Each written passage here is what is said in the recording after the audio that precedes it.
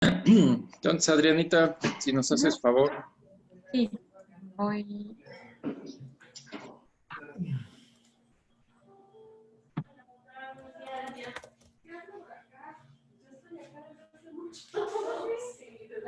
Osdata, Jorge va a cooperar con el desayuno.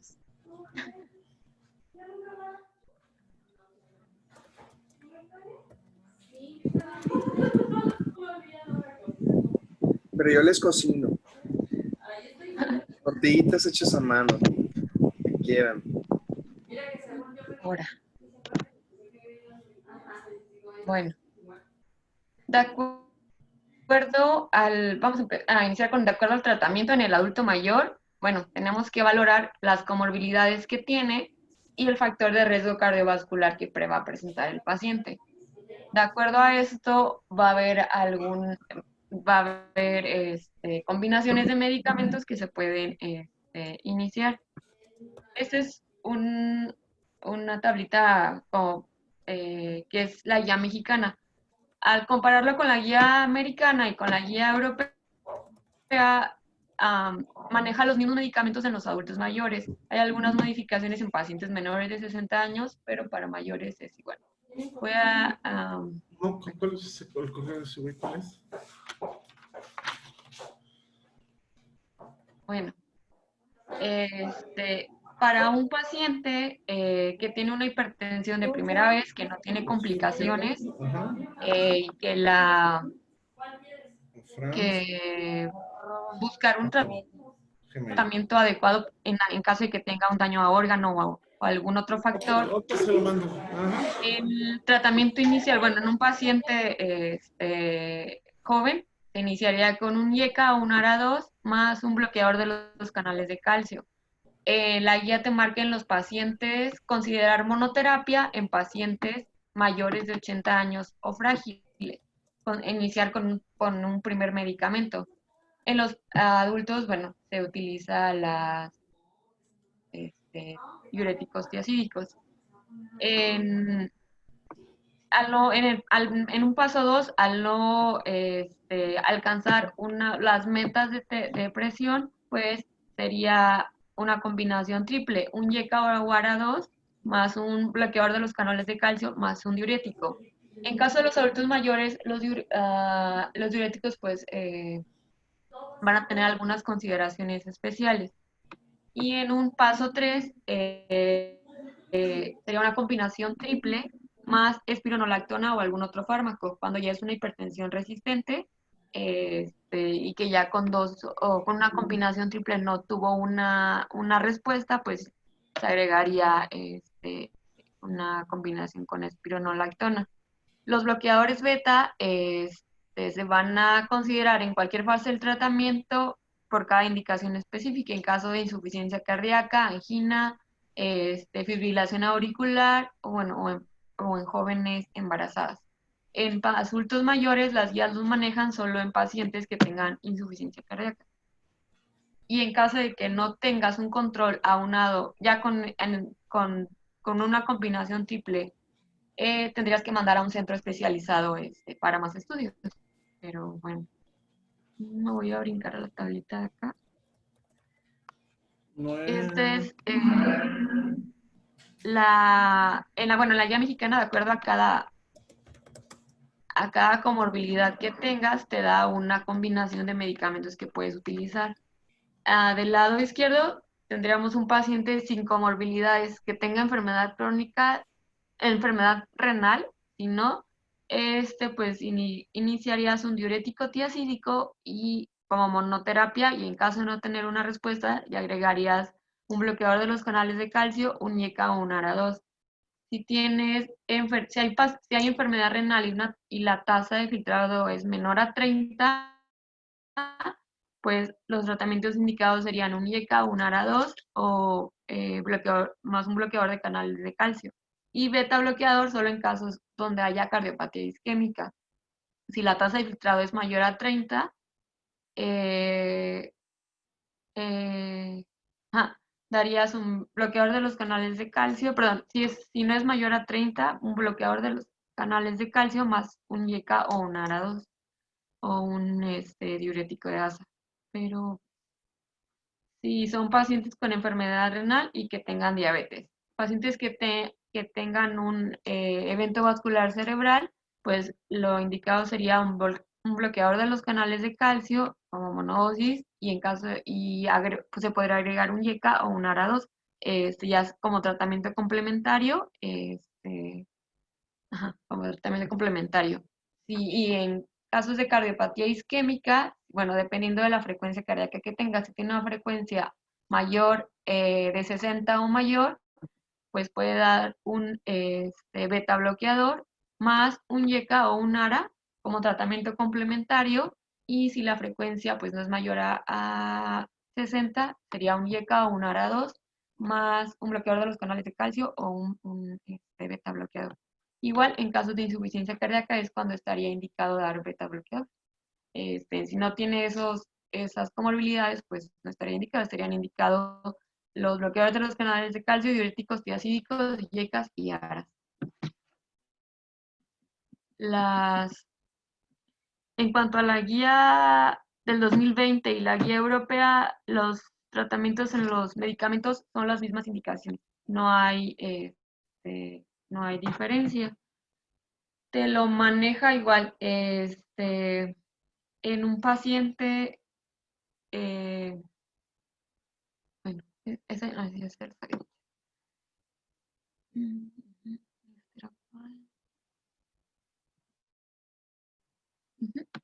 Bueno, sí, o sea, iniciaría igual en tratamiento, en esa tabla menciona el tratamiento de beta bloqueadores en casos de insuficiencia cardíaca, y los tratamientos serían mismos, YECAs o ARA2 o bloqueadores de los canales de calcio.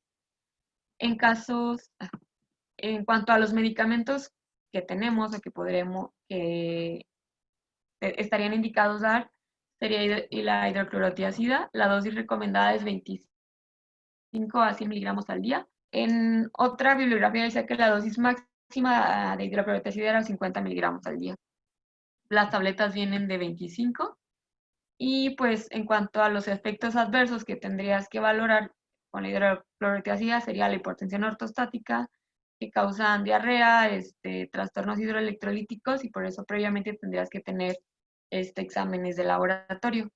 Las interacciones de la hidroclorotiazida con otros antihipertensivos, pues es que tienen un efecto, incrementan el efecto hipotensor, y cuando se da con ahorradores de potasio, pues disminuye la hipocalemia. En cuanto al amlodipino, la dosis es de 5 a 10 miligramos cada 24 horas. Las tabletas vienen de 5 miligramos. Los efectos adversos sería la cefalea, la fatiga, náusea, palpitaciones, y igual al combinarse con otro antihipertensivo, pues aumenta su efecto antihipertensivo como tal, y está contraindicado pues si hay daño hepático, si hay deficiencia de la perfusión del miocardio, entre otros. Otros serían el captopril, que bueno, la dosis es de 25 a 50 miligramos cada 8 a 12 horas. Siempre recordar que iniciar con con la dosis menor efectiva para el paciente y que no le cause efectos adversos. Los efectos adversos sería, o que podría causar, tos, dolor torácico, cefalea, taquicardia, disgeusia, fatiga y diarrea. Y aunado a un diurético, pues aumenta su efecto hipotensor, y al combinarse con los antiinflamatorios no esteroideos va a disminuir el efecto hipotensor del captopril. Y pues al darse con un ahorrador de potasio, con un diurético ahorrador de potasio, van a favorecer que el paciente tenga hiperpotasemia. En el april, igual la dosis inicial 10 miligramos al día, y de ajustar de acuerdo a la respuesta. Los efectos adversos serían cefalea, mareo, náusea, diarrea, puede causar angioedema y agranulocitosis. Va a hacer que, si se da en combinación con AINES, pues disminuye su efecto. Y igual, si se da con complementos de potasio, pues van a ser propensos a que tengan hiperpotasemia. La contraindicación sería daño renal, insuficiencia cardíaca, diabetes, enfermedad vascular. Y el losartán, la dosis es de 50 a 100 miligramos cada 24 horas. Las tabletas vienen de 50 miligramos. Los efectos adversos que podrían aparecer sería vértigo, hipotensión, hipotensión ortostática, erupciones cutáneas en algunas ocasiones. Y pues como contraindicación alguna hipersensibilidad que presentaran al fármaco. El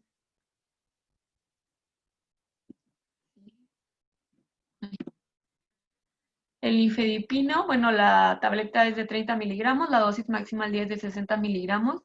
Los efectos adversos que presentan serían náusea, mareo, cefalea, hipotensión arterial, estreñimiento y edema. Al combinarse con un beta bloqueador, pues favorece su hipotensión. Y al tomarlo, si al darlo con jugo de toronja puede aumentar su efecto hipotensor, y al combinarlo con diltiazem y fenitoína pues disminuye su biodisponibilidad. Sus contraindicaciones serían hipersensibilidad al fármaco, asma, bloqueos auriculoventriculares, y tiene que darse con precaución cuando el paciente tiene algún daño hepático, alguna insuficiencia hepática. Y pues el telmisartán, que es de 40 a 80 miligramos cada 24 horas, las tabletas vienen de 40 miligramos. Viene, bueno, se puede encontrar con otras combinaciones como con hidroclorotiazida, y pues sería una combinación de 2 fármacos y sería también una buena opción. Los efectos adversos serían diarrea, síntomas urogripales, dispepsia y dolor abdominal. Como contraindicación sería patología de vía biliar, insuficiencia hepática o ya insuficiencia renal con una tasa menor al 30% o ya severas. Y bueno, otra parte que mencionaba es de la hipertensión con el deterioro cognitivo. Ya se ha encontrado que en los estudios que los pacientes a mediana edad que tienen hipertensión puede predecir el deterioro cognitivo y de demencia, tanto como Alzheimer o como demencia vascular. Entonces, en los estudios que se han hecho, los metaanálisis, se ha encontrado que estudios investigaron el impacto de los diferentes fármacos antihipertensivos sobre la demencia y la función cognitiva, llegando a la conclusión de que llevar un tratamiento hipertensivo y mantener cifras normales redujo la incidencia y el riesgo de deterioro cognitivo y de demencia en un 9%. Entonces, en uno de los estudios que se hizo, en uno del 2011, mostró que un buen control de la TA durante 4 años redujo la progresión de las lesiones de la sustancia blanca y la pérdida del rendimiento cognitivo global. Entonces, mantener, o igual en pacientes que ya tienen un deterioro cognitivo y aparte tienen como hipertensión arterial, mantener una presión controlada es uno de los tratamientos o algo que debemos, una de las recomendaciones para el deterioro cognitivo, mantenerlo en control arterial. En pacientes consideraciones especiales en antihipertensivos en el adulto mayor frágil, vamos a tener que la prevalencia de hipertensión en los adultos mayores va a ser alta en los frágiles de un 67%, en los prefrágiles de un 60% y en los pacientes robustos de un 49%. Se recomienda sustentar las decisiones del inicio del tratamiento de acuerdo a la comorbilidad que tenga cada paciente y monitorizar los efectos adversos relacionados con esto, que van a ser principalmente lo que tenemos que revisar es la hipotensión ortostática, las caídas, que va a ser algo frecuente, desequilibrios hidroelectrolíticos y pues deterioro cognitivo. Y de acuerdo a los estudios, pacientes mayores de 80 años que ya han experimentado una caída o tienen puntajes altos en la evaluación geriátrica para las que tienen puntajes altos para presentar caídas, pues existe una alta probabilidad de que tengan, al iniciar el tratamiento antihipertensivo y le causa algún efecto secundario, pues tengan lesiones graves. Después le va a conferir mayor deterioro y pues va a perder funcionalidad. Y, bueno, como dato, el día 17 de mayo pues es el Día Mundial de la Hipertensión y es cuando se hacen pues campañas para detección oportuna y que pues la mayoría muchos de los pacientes adultos jóvenes no saben que la padecen y ya cuando se hace el diagnóstico pues ya tienen alguna lesión a órgano o ya tienen alguna complicación a una vez o igual y se pueden presentar con ya sea con un infarto, con un evento vascular cerebral o con insuficiencia cardíaca. Bueno, eso ya sería todo. No sé si tengan alguna duda del tratamiento o, o si quieren que vuelva a pasar los cuadritos.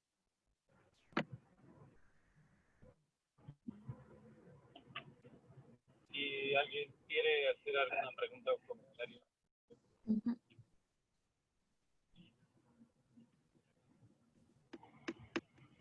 La guía americana igual, te daba bueno, te da el tratamiento esencial, lo que se tendría que hacer en todos y lo óptimo. Y te lo divide en pacientes blancos y negros, bueno, no, de raza negra y no de raza negra. Y, pues ya, igual, los tratamientos con los que se inician son IECAS y ARAS, bloqueadores de los canales de calcio y empezar con las dosis, mínimas dosis hasta alcanzar el control.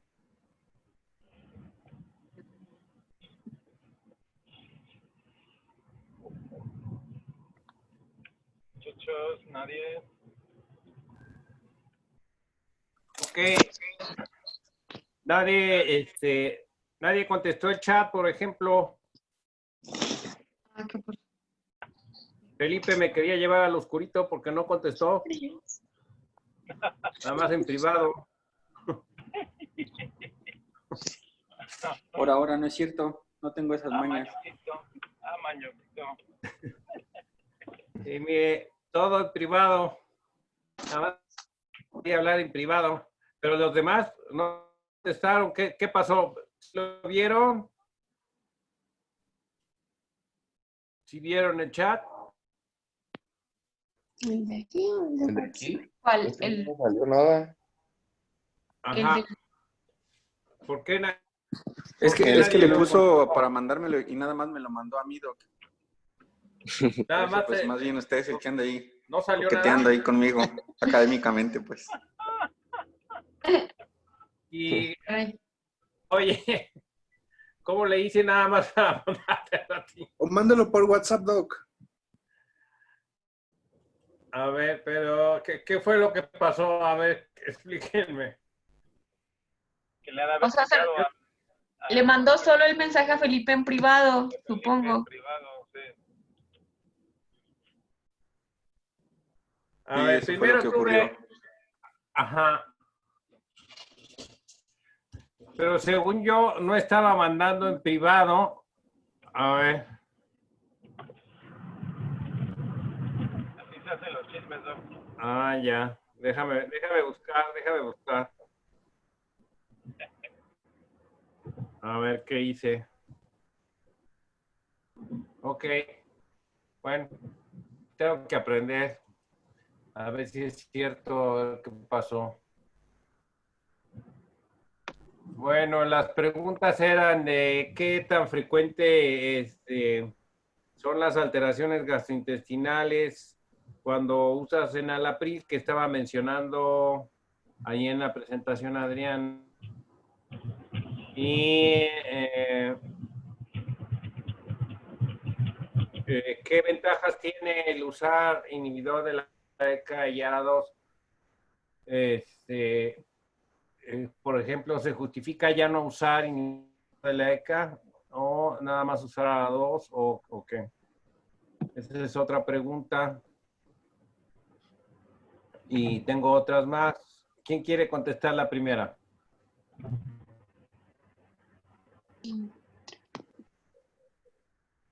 Pues en nuestra práctica clínica, como tal que tengamos molestias gastrointestinales, no son muy frecuentes. Yo creo que sí me ha tocado más seguido que la tos. O sea, eso sí, hay varios que les inicias el IECA y inmediatamente te reportan que empezaron con mucha tos. Y entonces eso yo creo que sí es lo más frecuente, pero gastrointestinales en lo personal no me ha tocado que lo reporten.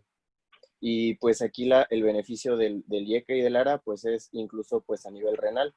O sea, tenemos cierta nefroprotección por la forma en la que actúa al nivel renal, a nivel de la arteria aferente, pero también ahí tenemos que tomar en cuenta que, y es algo que luego se nos pasa, que incluso en los laboratorios podemos tener una elevación transitoria de la creatinina. O sea que podemos llegar a tener se puede elevar hasta 0.3, 0.2 la creatinina, pero esto es por el mismo efecto que se reduce de manera inicial el flujo glomerular, y entonces a veces no tenemos en cuenta ese efecto del IECA y del ARA, pero son los de primera elección actualmente para el tratamiento. Sin contar que tenemos mucha población cardiópata, ¿no? Y elección inclusive para pacientes con deterioro de la función renal, ¿no? Sí. Ajá. Okay. Mira, cuando se presentan efectos secundarios, reacciones secundarias, y por ejemplo abres el PRM, ves un montón de reacciones secundarias, ¿no? ¿Cuál sería la mejor manera de presentar las reacciones secundarias de un fármaco?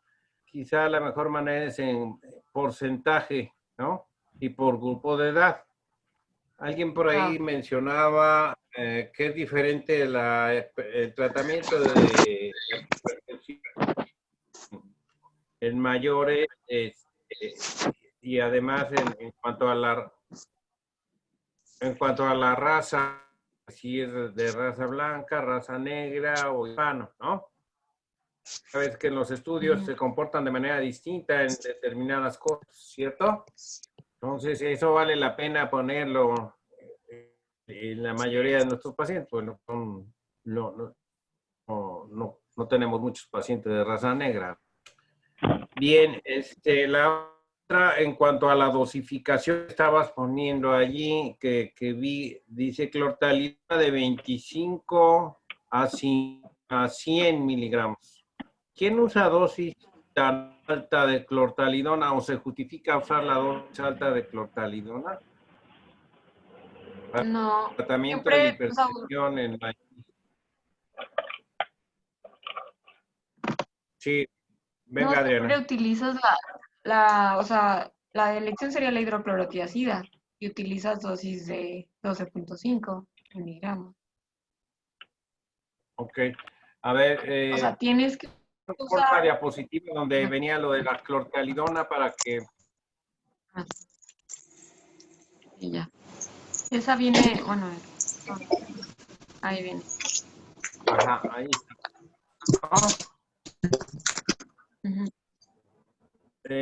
Ahí dice 25 a 100 miligramos por día, ¿no? Y dice de 25 a como 100 diurético. está en tratamiento. Por eso les pregunto, ¿cuándo utilizarías una dosis de 100 miligramos, por ejemplo, de clortalidona? O bueno, ya no de 100, sino de 50.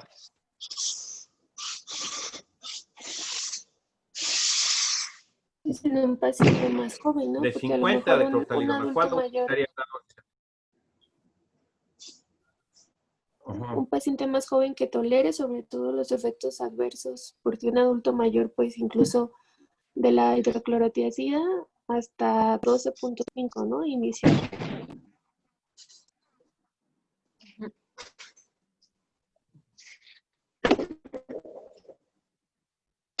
Generalmente utilizan la mitad de la tableta y a veces se usa hasta cada tercer día, ¿no? ¿cierto? Pues sí, yo creo que difícilmente un adulto mayor toleraría esas dosis. Pues que son dosis altas. De hecho, ahorita la tendencia, es que antes pues la tendencia era entre pues menos, fármacos o entre menos familias asociemos, pues es un mejor tratamiento. Pero ahorita de hecho hay como esa tendencia, ¿no? Hay estos estudios que han salido de la pastilla triple, el que combina amlodipino, telmisartán y clortalidona, de hecho, y son dosis bajas de los 3 medicamentos.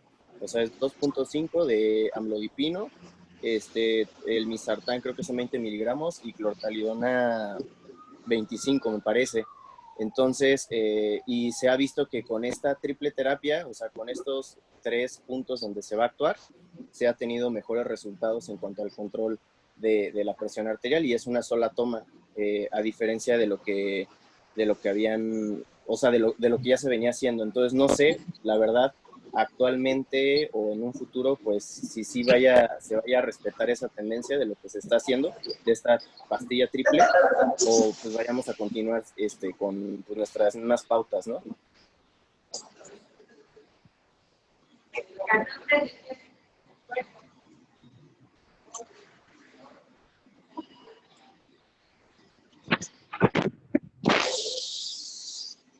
Sí, es muy raro una dosis tan alta de clortalidona cuando hay resistencia al diurético, ¿no?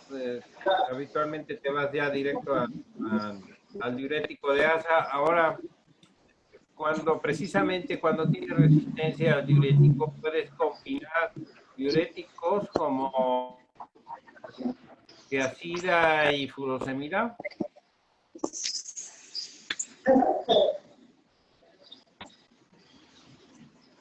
Es decir, puedes usar una dosis, no sé, de 25 miligramos de hidroclorotiazida y 20 miligramos o hasta 40 de furosemida.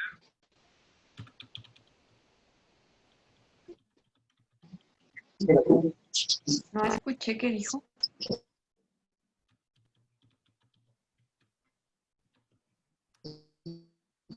Ay, no te escuché.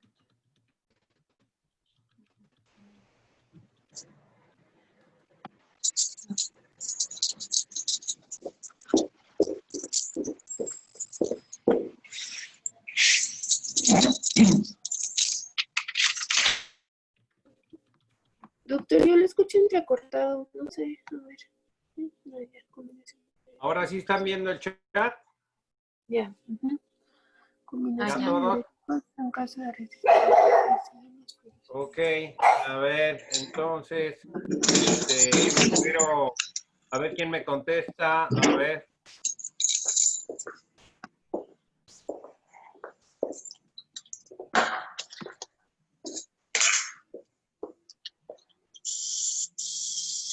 ¿Qué combinación de diuréticos usan ustedes con más frecuencia? Seguramente espironolactona y furosemida, ¿no? Como combinación, ¿verdad? Sí. Bueno, pero conviene, por ejemplo, en un paciente que tiene edema y insuficiencia cardíaca y que es resistente, no tiene suficiente líquido, no baja de peso. Entonces, justificas ahí no quitar la hidroclorotiazida y agregar la furosemida o de plano cambiar y utilizar nada más el diurético de asa. Conviene utilizar los dos.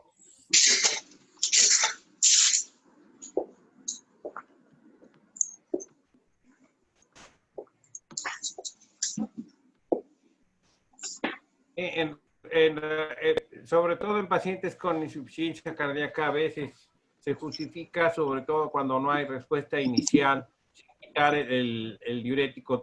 ¿Por qué? Por el mecanismo de acción de uno y otro, ¿no? Entonces, bueno, eso sería como repasar una clase de los diuréticos.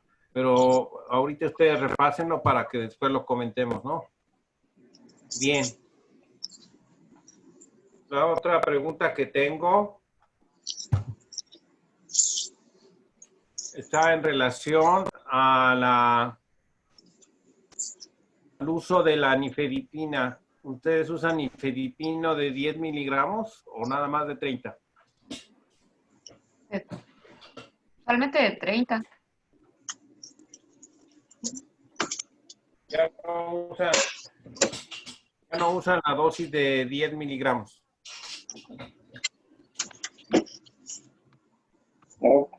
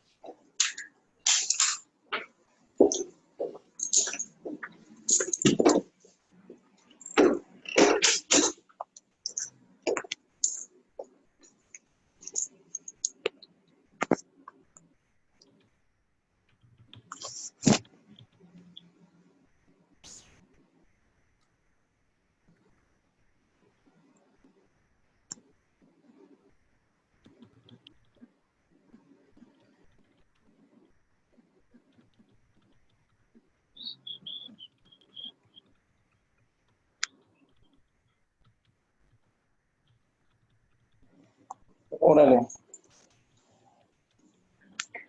A ver, cuéntame esa, Roger, que se usa para antianginoso.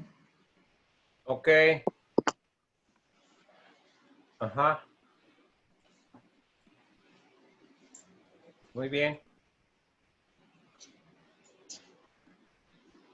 Bueno.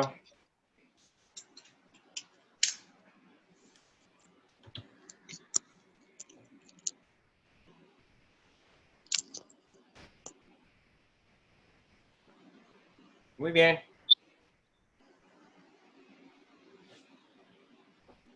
Ok, ¿tienen alguna otra pregunta?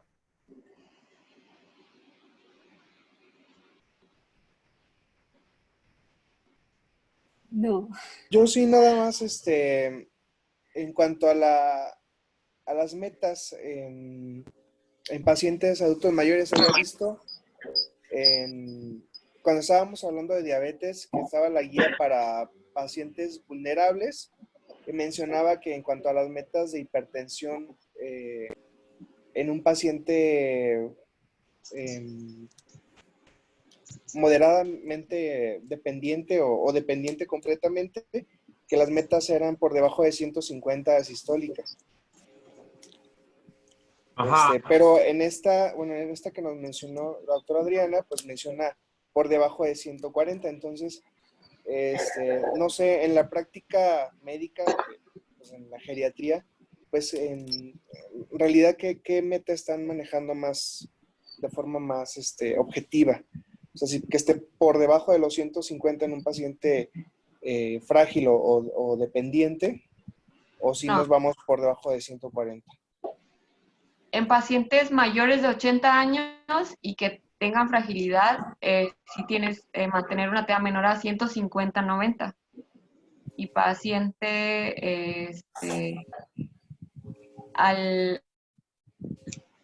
pacientes mayores a 65 años puedes tener menor a 140-90, pero en frágiles y mayores a 80, pues hasta 150. Si la bajas más, bueno, tienen más riesgo de mortalidad, de acuerdo a los estudios que se han realizado. Ok, y en ese caso, por ejemplo, un paciente que pues ya tiene 20 años usando, por ejemplo, el Esforge, que tiene valsartán con amlodipino, y siempre, o sea, ya tiene ya más de 80 años, pero ya es dependiente, y sus cifras se siguen manteniendo 120-80, lo conveniente es retirarlo, ¿verdad?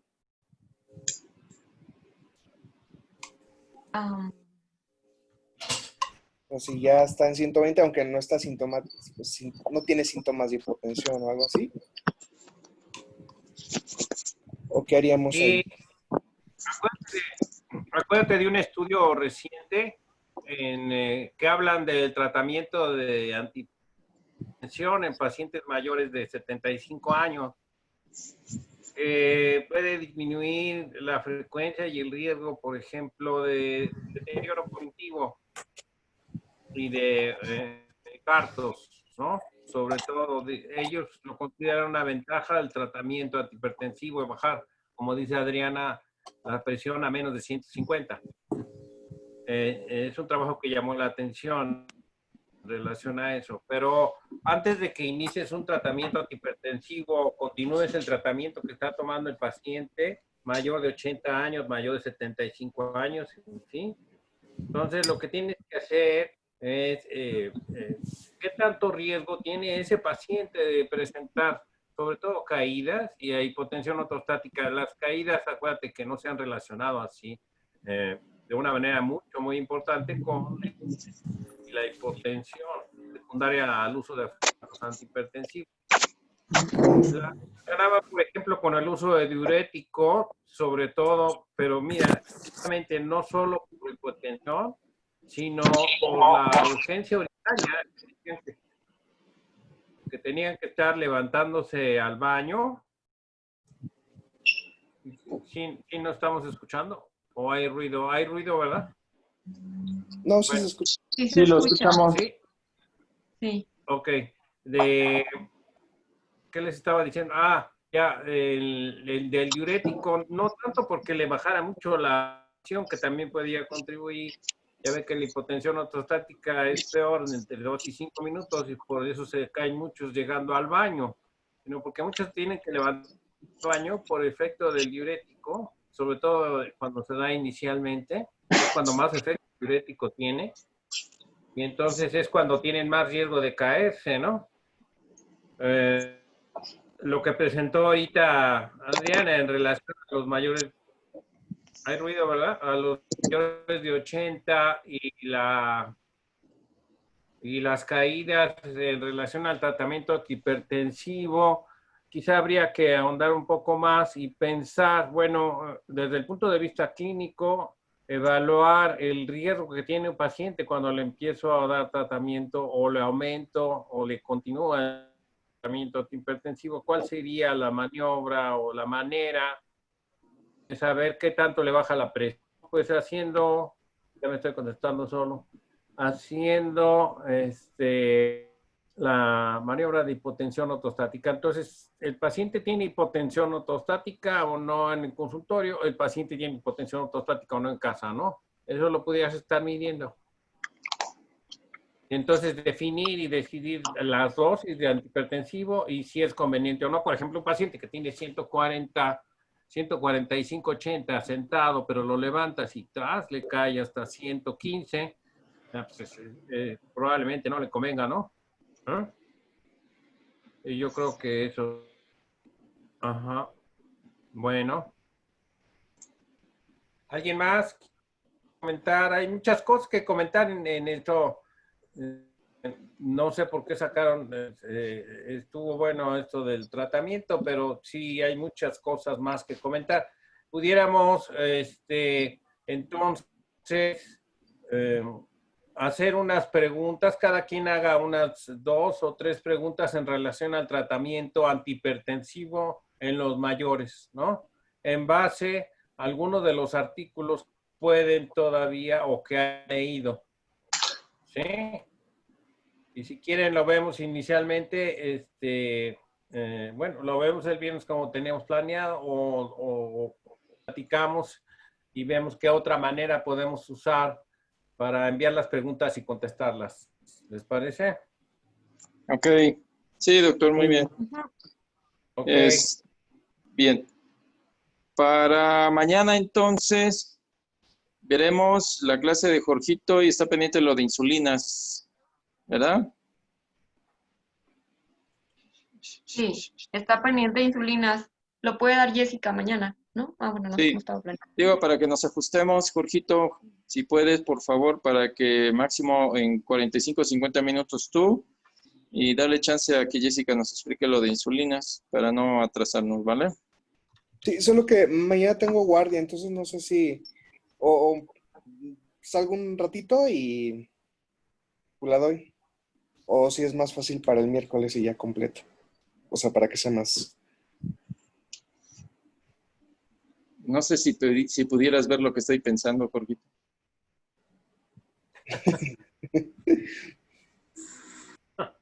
Yo mañana me doy una escapada. Sí, ¿en qué estás? ¿En qué estarías mañana? Pues, sí, claro, estoy de acuerdo con el pues, NEFTA. como con 5 médicos. Pues sí nos está tocando con bastantitos médicos. Sí, yo estoy de acuerdo con el NEFTA. Pero estamos en pandemia. No, ya está abierto. Está bien. Con sana distancia nada más. Ah, qué caray. Bueno, pues entonces veremos lo de insulinas.